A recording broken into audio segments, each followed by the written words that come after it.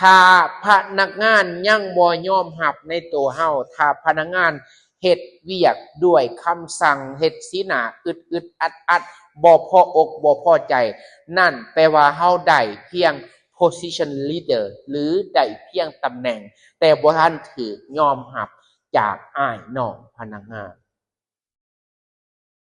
และผู้นำระดับที่2ถ้าเจ้าได้ตำแหน่งแล้วเจ้าสามารถเข้ากับไอ้น้องได้บ่ยึดติดกับตำแหน่งแต่ยึดติดกับทีมงานเจ้าจะอัพเลเวลของตัวเองขึ้นมาเป็นผู้นำระดับที่2คือ permission leader ได้รับการยอมรับจากอ้ายน้องหมายความว่าเจ้าไปเป็นผู้นำที่ถูกแต่งตั้งไปแล้วเจ้าลงไปเฮียนเวียกไปกิ้งเกือกลี่เรือ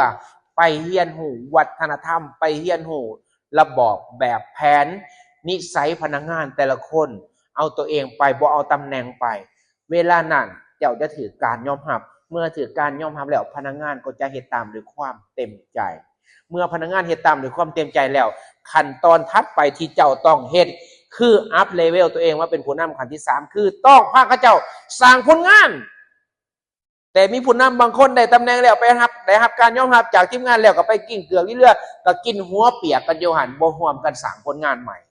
บ่ร่วมกันสร้างกำไรใหม่กินตั้งแต่มูลเก่าที่ผู้นำเก่าหั่นสร้างไว้บ่เคยสร้างผลงานใหม่ถ้าเจ้าอยากให้ไอ้น้องยอมรับและเคารพและคล้องใจไปอยู่หม่องใดให้ถามตัวเองว่าเจ้าสิสร้างหยังใหม่ๆให้อยู่บ่นั้นอันใหม่ๆในที่นี้รวมทั้ง KPI รวมทั้งโกลรวมทั้งกำไรองค์กรร่วมทั้งระบบร่วมทั้งนโยบายร่วมทั้ง policy ต่างอันใดที่เป็นแนวใหม่ๆ